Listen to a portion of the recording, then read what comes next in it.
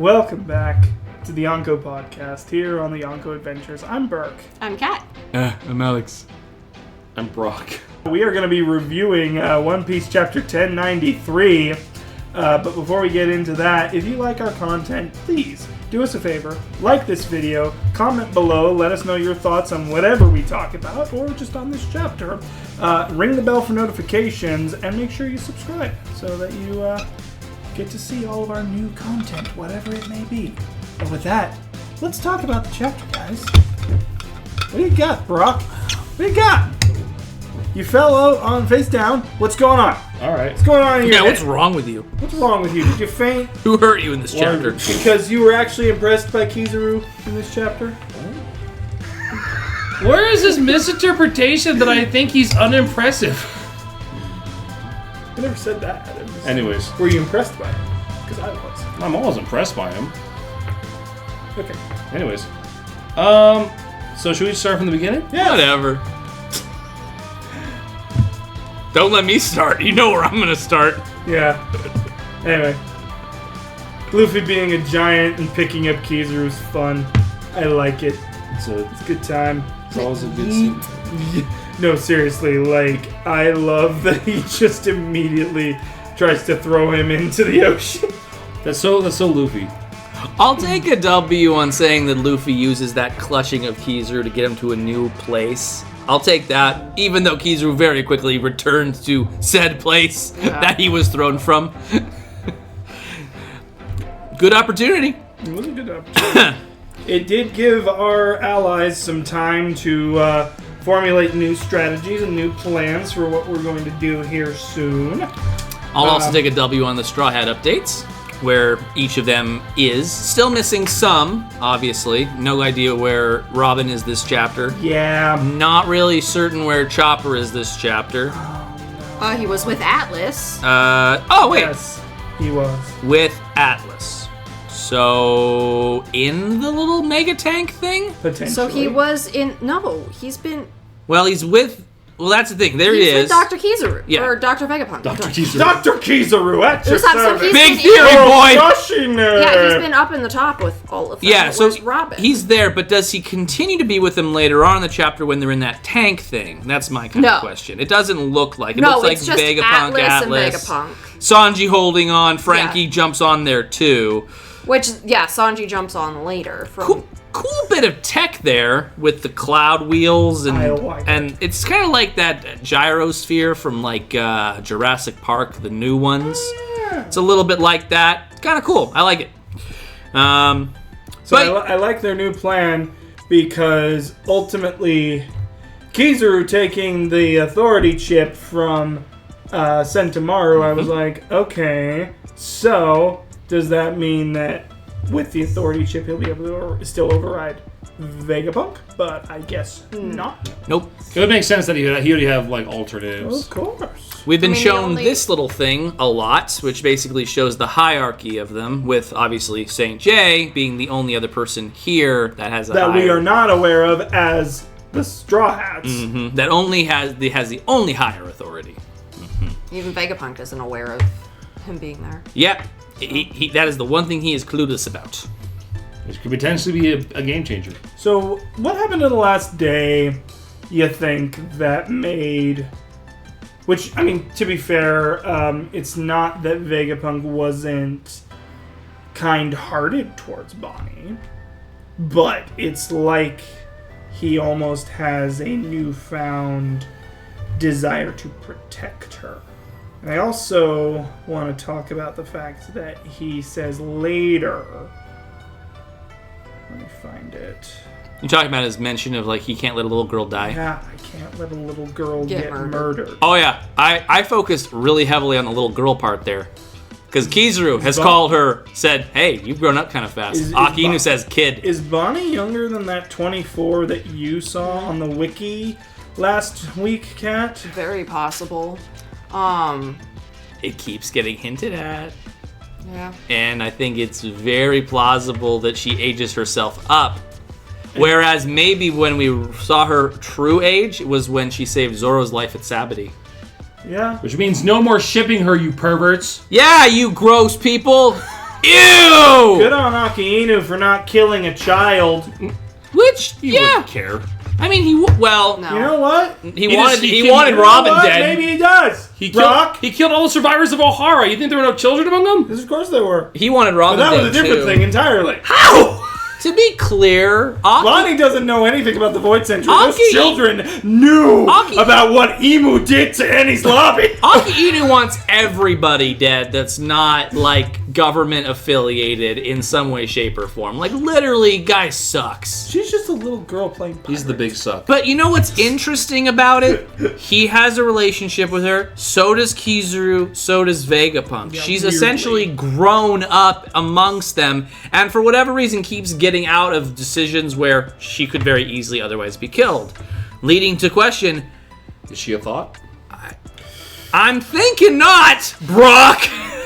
I'm thinking she's like 10 and way over her she head. breathes, so she is one. You know what's fucking interesting, actually? You know what's really interesting? What's up, bud?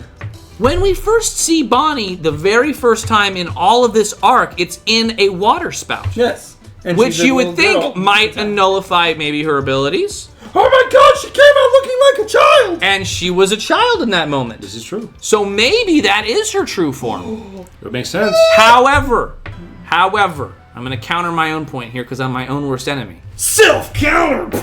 Luffy was able to stretch in water. His power still worked in water. I think it's a different thing, though. But I could be. So, He could still stretch, though. the thing is, I think it's weird, because I think depending on the power, it either cancels it out, or it simply weakens the body. If we had just dunked Kaido in the ocean, like Onigashima would have fallen, right?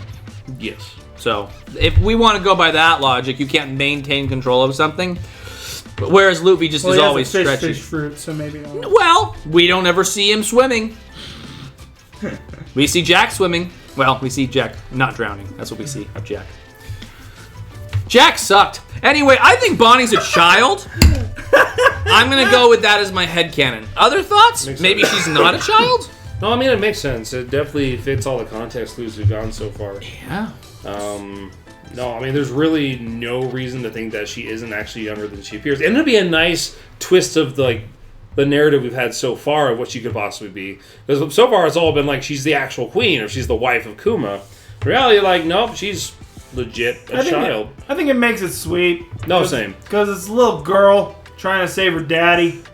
No, I prefer. I think I definitely prefer the daughter canon. That could also explain, though, why she's so intensely emotional about.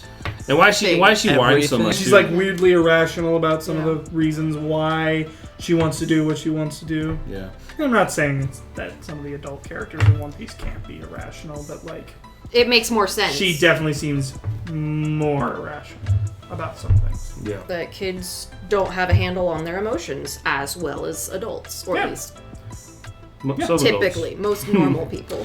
As far as her and Vegapunk having this kind of closer, kinship, the last couple of chapters, I think it's because whatever she learned from Kuma's memory truly has moved her onto Vegapunk's side. Noted specifically last chapter when she was trying to fight Kizaru, saying, he's not the one I'm mad at. I realized that I should be going after someone else. And I think in that they have a common understanding as maybe the few people who actually understand Kuma and what he's going through now. Yeah. Which, I don't know why he didn't just show her that. The flashback shows Yeah. that his name is Dr. Bartholomew Vegapunk. Well, I think he stated at some point in time he didn't want to show her that because of the pain it would bring potentially. Maybe. Which, interestingly enough, really hasn't seemingly caused her too much pain in the current present timeline. We don't know what happened yesterday, but she seems to be doing a lot better. She's working and even fighting for Vegapunk now. And I would actually say that Vegapunk always seemed to exert a sort of worry for her. Mm-hmm. It's just now that she has this acceptance that makes it easier for him to take care of her or try to take care of her. Yeah. I wonder if this is a good move on Vegapunk's part. Yes, you're going to flip the pacifista, but also now you're not above the barrier. You're no longer protected. It raises the stakes. Kizaru's just there. Luffy's still technically in his way. It's tough to kind of consider the weight of that choice. And I have always said, the Vegapunks are very potentially very tragic characters. And, him doing all this for Bonney, maybe sacrificing himself in a sense. Because again, Kizaru just wants Vegapunk dead. He doesn't need to capture him alive. And did we see where York went off to this chapter? I thought York was just still... Was she taken away, or was she just there? I think she's just still in the Fabriostratum. She wasn't worth the attention so far. Yeah, interestingly, he doesn't beeline for York, even though that's one of the things he needs to save. He actually goes after Vegapunk first. Well, I think he knows that she's not going anywhere, and, the one who would actually can move around and run away and not... Vegapunk would probably be the hardest one to get because he's protected by a Yonko crew. York wants to come with him, so she'd be the easiest one to get. Yeah, they're all kind of all there. Franky and Sanji making a rescue mission of Bonney. And Vegapunk. I don't see that going too terribly, especially if all the Pacifista have flipped. There's not really any Marines down there and we didn't get an update on the Vice Admirals. That was kind of tough. There's not really anyone down that I'm too worried about right now. Oh. Dahl will kick Sanji's ass. I hope that's not his fight. I mean, yeah. But in the same regard, a lot of the other admirals, or vice admirals, are completely great foes. I think it's really going to kind of come down to that. It doesn't seem like the vice admirals have made it that far in yet, though. At least from what this chapter shows. Kind of sweet that Sentomaru caught Bonney. Yeah, that he was alive for a moment. I'm happy that somebody caught her, because otherwise that would be a hard fall. I'm falling more and more for Sentomaru's character, I think. I'm really enjoying his more complex characterization. And also, he's just kind of a bro. He's been a bro this whole time. He's like, I see it needs to be done, I'm going to do it.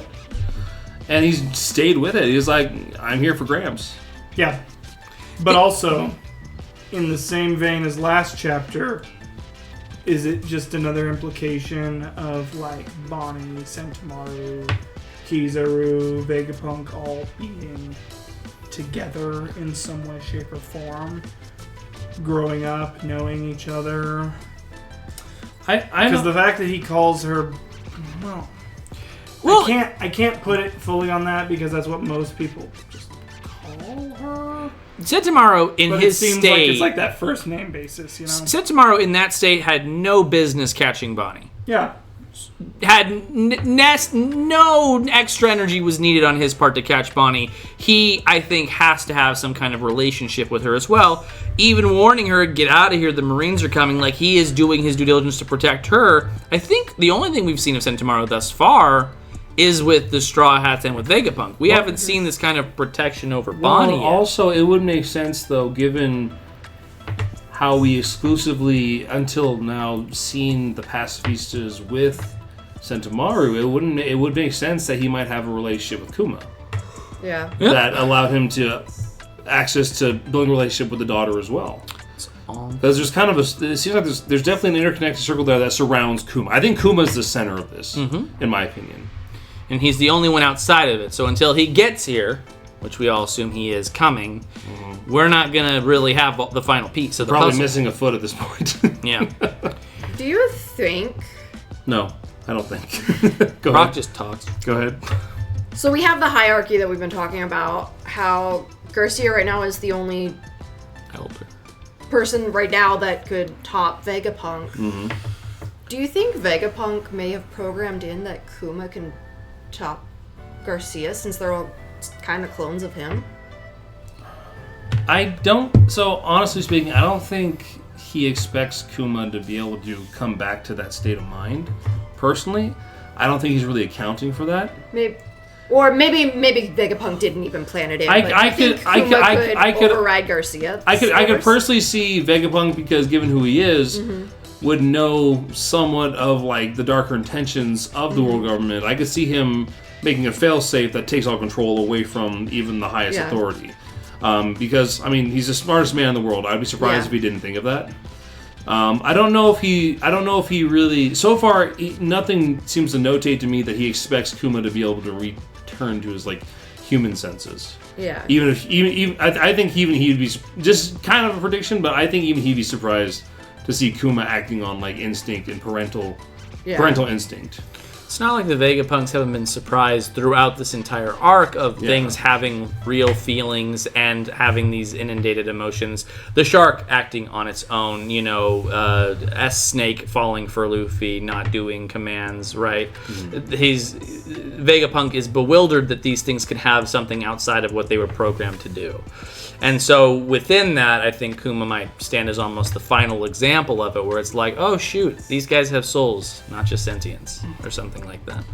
I'm trying to think of a way that if Garcia overrides Vegapunk, is that going to be it? That pacifistas are going to go back to attacking them? Or is there going to be something else that overrides Garcia? So, despite what they said, I'm making the assumption. So, because you understand that where I stand, I think where Burke stands, is that Garcia is extremely powerful. We think that he's extremely powerful, and we think that regardless of where the pacifistas stand, just remember, I think it's a key point that no one except Kizaru and a couple Navy soldiers know that Garcia's here. And so I think it would be very interesting for the pacifistas to turn the tide, only to be completely destroyed by an overwhelming force, aka Garcia. I don't know how they work around that. I don't know where they'd go with that, but I could see that happening. Because honestly, I personally don't believe that the victory relies on the pacifistas, because anyone who's strong here can destroy a pacifista easily with one hit. Luffy Kizaru could easily destroy many, and this assuming Kizaru were to fight against him as well. Zoro, Sanji, pacifistas aren't really a threat anymore for our crew. Okay. I'm gonna contest you a little bit on that. Don't you fucking dare. A little bit. Only because, and you are the evidence guy, we have not seen evidence of the full capabilities of these types of pacifista, which have the bubble shields, which have the extra lasers, which have the additional programming. It seems like this is the thing to keep safe, that Garcia wants to stay on their side. And it seems like it is, the tide of the battle is based on which side all of these guys are on. The fact that there's 30 of them adds to that, right? I don't think these things are the same power level as the pacifistas at the return to Sabity. I do think they're another tier just because they have those unbreakable bubble shields, because they have whatever new augmentations have been programmed. These are the latest version, and they stand next to the Seraphim, I obviously don't have evidence to the contrary of it either, but it seems like they're a lot harder to take out. I don't even think have we even taken one out yet. Well, I haven't really fought them. I know the sea beasts have kind of gone down at this point because of them, and they seem to be a pretty solid... I mean, if they weren't as scary, I wouldn't think Vegapunk would care as much about them being on his side or the other side. So I do think they can pack a pretty serious punch. But that's neither here nor there. We have no idea. We'll have to see what happens in terms of whose side they ultimately end up on and what happens to them. So, Zoro versus Lucci. Yeah. It's going about as well as... Oh! Lucci's holding his own. Here's my thing, and here's why I kind of freaked out a little bit in the reaction. Lucci says a few chapters ago, I won't acknowledge Straw Hat as an emperor. And yet... in here, he says, then I suppose the head of an emperor's number 2 is still a decent consolation prize. Do you think it's because he got his shit kicked in? By Luffy again. Granted, he said that line after. Mm-hmm. So I know. It's a little to the contrary, isn't it? It could be a couple of things. It could be either a mistranslation, or it could be just... That's fair. We can check the official release in 2 days. It could... That's probably the most likely thing. Or it's just a matter of he was just being two-faced the whole time. He does acknowledge? He doesn't fucking care if he calls him that. He's just saying yeah. I just thought it was an interesting thing to point out. Because here's the thing. I think it would actually be quite genius, because if you were to analyze Luffy, the more honest you are with him, the more he's likely to think, oh well, I can I'm a little, even if it's Lucci, he's he wasn't constantly looking over his shoulder with Lucci. Lucci wasn't being super secretive as far as he knew. Sure. And so it would not surprise me if, Because like Lucci, right now it looks like he's kind of more of a bigger picture guy, where he's like, Kizaru's here now, he can handle the Emperor, I'll take the second, essentially. So to me, it's because he's back into his bigger picture form, or it's just a mistranslation. I will say, Will you? I don't think Zoro's struggling at all right now. So I think it's the start of the fight, but I think I think it's a. I'm not saying that Lucci's struggling either. I'm just saying. I think right now it's like the low trading stage, where they're kind of like testing the waters before things get heated. Okay. Fair enough. Alrighty, we get a very What's up? I'm looking at the flames on Lucci. Okay. Yours? Do we know? They're very, very similar to the flames on Luffy right now. Yeah. Yes. Why is that? Do we know that? Because Or they're is it? zones. So yeah, right now the only thing we know is that these awakened zones that we know of with him and Kaku, they have the same Flame. They have the same flame cloud deal as Luffy does, except black. So that's just an awakened thing? That's what we're thinking. Like, that's what I'm thinking too, but I'm looking through There's a lot. other people who are known to be awakened versus Zoan, but I don't know that we've actually seen some of these. We haven't seen his version of an awakening, which is different than the ones in Impelled Down. Yeah, which lost their minds. Mindless. Yeah. Because that's the thing is, exactly. But those are also Minotaurs too, so, or Minnow. It's a cow fruit. The thing with them is, to Alex's point, he's right, because the ultimate way that you can be truly awakened is you can comprehend the full power of your fruit and not lose your mind. And that was actually something Vegapunk mentioned earlier in this arc. When Luffy and Lucci were fighting, was like, both of these people have not lost their minds to their fruit. So I think that while these ones are awakened, they can't comprehend even though like these fruits aren't specifically like god fruits, the god tier abilities one can have if they truly comprehend their fruits. I think this would also be a good time. Because truly, I don't think whether he whether he loses or runs away, I do think that, or I hope that the fact that he lost to not just Luffy this time, but also Zoro, will lead to just like a reflection on what he did to get to that level. Like not necessarily like him learning from his mistakes, but from him going back and like just getting a quick flashback or something about how he and Kaku achieved this like enlightened state of Zoan awakening. Because I think that is actually an important thing to important and potentially central thing to know, even in return to like Luffy's fruit as well. Yeah. Fair. I think it's an artistic choice, the clouds. I think both their clouds could be the same color, but I think Oda's trying to differentiate, evil awakened guy versus good awakened guy. God, you're Possibly. boring.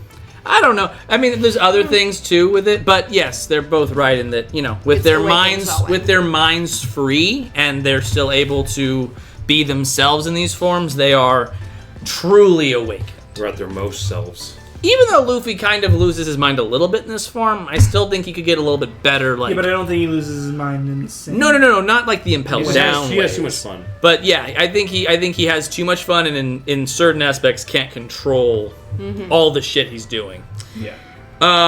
So we get unless you had something else to say. No. Alex. Me? No. Yeah, okay. So we get a funny moment with Kizaru after he's been yeeted by Luffy. I love his nonchalance about being thrown towards the ocean, and like the way he almost like curves up as if he was never going to fall in. Anyway, and then Yasakani no Magatama back to... So, I'll give you this.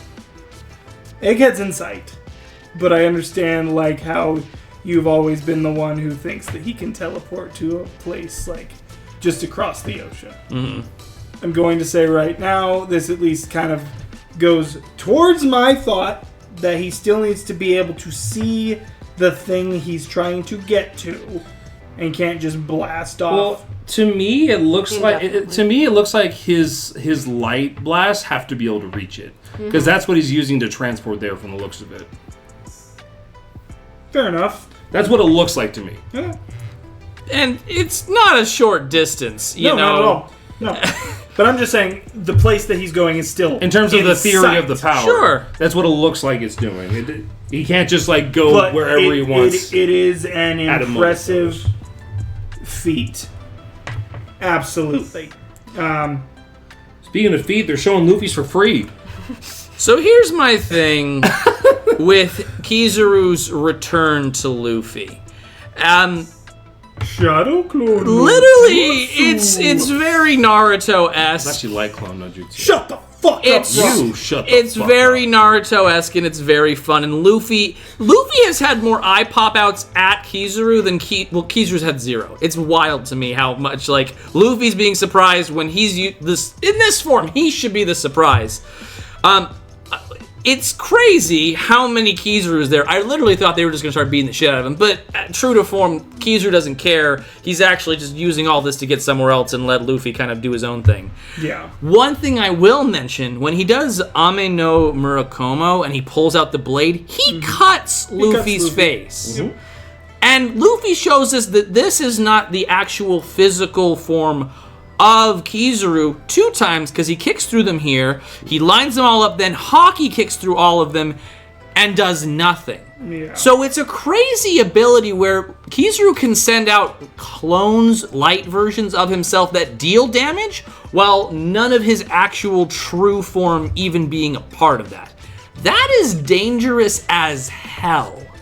That is a horrifying... And even if Luffy did have the photon gloves, which we talked about a little bit last time, I still don't think it matters if he can punch these guys, because Kizaru's over here holding Usopp by the face. Yeah. Other fun thing, my fiance said, shout out to you, he went for God Usopp first because he knows who the true threat is. That's why he avoided Luffy and went directly for Usopp. I thought... Oh, so this is Sogeki.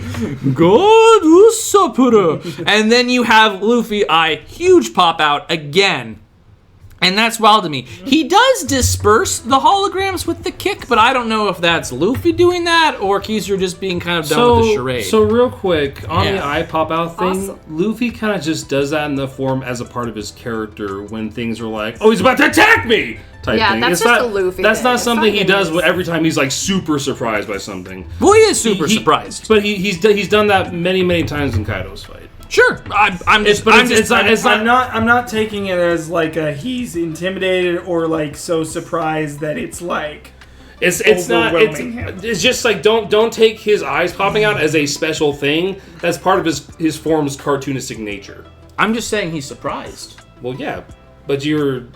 you were very We weren't focused sure on if it. you're like implying that the surprise is because of like similar level Kizaru's to... like strength or like No, he's surprised. That's all I'm saying. Okay, yeah. The other, I will say that in his fight with Kaido, Kaido's eyes popped out quite a bit, but I'm not saying one way or the other. It seems like thus far, and I don't know why this is, Kizaru seems unfazed, whereas Luffy is doing like his normal things. And you'd think he'd be surprised.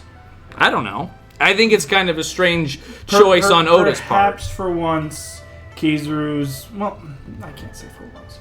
But perhaps Kizaru is on a one-track mind here. He's focused on the mission for the most part. Yeah, no, 100%. He completely ignores Usopp, Nami who's attacking, and Brook who is attacking, which is very Sabbaty in this one scene here where Luffy has the crazy eye pop out. He's essentially in this very similar position where they're all trying to take down Kizaru, and he's like, oh no, and then he just completely ignores them and goes over to Vegapunk.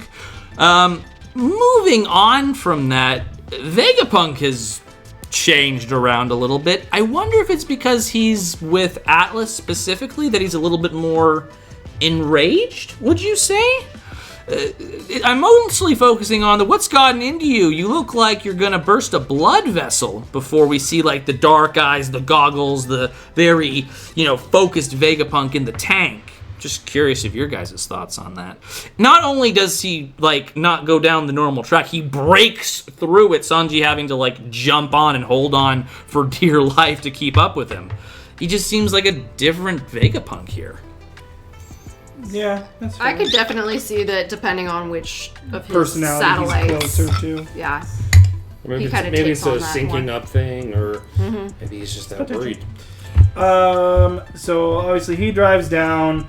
Luffy's obviously very worried about it, and Kizaru's immediately on what's going on. Where do you think you're going? I'm gonna shoot a light blast to you, and then Luffy just straight up eats it. And then light bursts out of him like a holy sun god. Yeah, he became transfigured before our eyes. It's pretty wild. Jesus? In all the confusion, Franky jumps on board as well to the Vega tank, and then Lilith is going to use General Franky to get the ship out of danger. So Lilith's going to now pilot Franky's... robot. Yeah. The other thing, too... And I'm not saying I know better. Couldn't Luffy in his giant form just throw the ship at this point?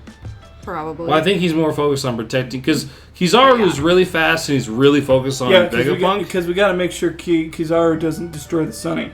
It's because... Yeah, but again, the whole focus... I'm making a joke. I know.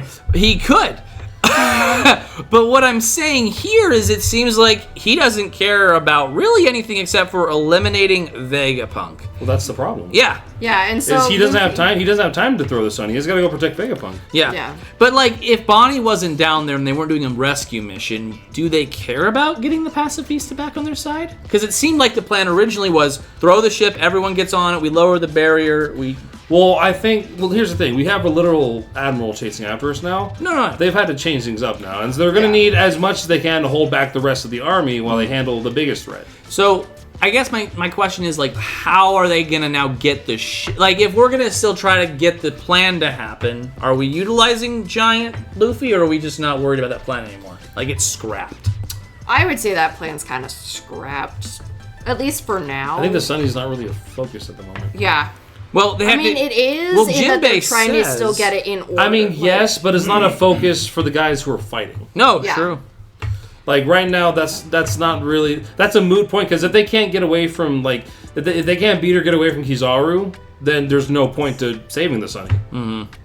Because he can just follow them as long as they're inside, and you can jump on the ship, and... Yeah. So, with an enemy who's made of light and can move at the speed of light, you need to lock him down, or there's no point in trying to escape. Yeah. Obviously, with Vegapunk coming down, we're now in a whole new kind of schematic for what the Marines are doing. Down. We have Damn. the country bumpkin Edison, managing the shields Trash and Edison. turning things on and off, Hey, etc. that's not what trash you're talking about. Dear God, guys. And obviously they announced the new mission, right? Mm-hmm. And we see Garcia there just listening to all this shit. Mm-hmm. Is he making a move?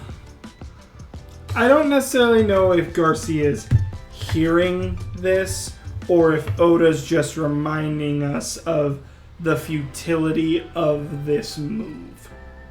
I think he's probably hearing it too. Possible. Here's the tough part, right? And this goes to the strategy of the Marines here. If we want Garcia to take control of the Pacifista, we have to reveal an elder is here. Which, I don't know about you guys, but that's a big fucking deal. That an elder has left Marijois and is actively participating in an incident at Egghead. Which essentially, because of Big News Morgan, the whole world is essentially watching. I also think if he does reveal himself, that's the perfect opportunity for a certain couple of pirates, not currently involved, Blackbeard pirates. to take advantage of the situation as well. And if the pacifista get on that St. J. Garcia's side, now it's fucking chaos. Yeah. All right. Anything else to add about the actual chapter? I was just earlier, Alex kind of mentioned on it, where Kizaru's down holding on to Usopp. Nami's winning some points from me. I'm really starting to like Nami more and more, that she's going to bat for Usopp. I mean, Even though Usopp sucks. The weakling. The weak trio? Sorry. Disregarding that comment. Usopp sucks. The weakling trio's gotta stick together. Yeah, Chopper's there somewhere. But also, like, Brook isn't weakling, but, No, I mean, he's He's mid-tier. Mid-tier straw hat. He's in mid-level. But I do, like, you could tell I think that was actually Nami doing the Gua Luffy. Maybe. Because it's a different font as well. No, that's fair. But just the fact that she's scared, but she's still going up. At least acting like she's going to go up against Kizaru, if that's what it takes. Like, kudos for her. I mean, Zeus versus Kizaru is the closest we're going to get to Eneru versus Kizaru, which is a fan favorite fight. That will probably never happen. Brock, anything else? That wouldn't be much of a fight, but no, I think I'm good. Hey, post-time skip, and now might be Eneru something. would be destroyed. Might be something. Eneru would be destroyed. Oh, okay. I think Kizaru's Haki is just way better. Okay. Yeah. I mean, his defense So certainly is. here's my thought process of it, real quick, before we go to predictions. I think Kizaru, I don't think he's the strongest admiral overall, but I do think he's the strongest. I think he's the most skillful devil fruit user. Okay. It's tough I can see because that. they're all Logias and they're all really freaking powerful. But that's all I have to say on that. Yeah. Okay. Well, with that out of the way, that's our review for chapter 1093. We'll see you guys in our predictions for 1094 and anything beyond. So, see you next time. Bye. Bye.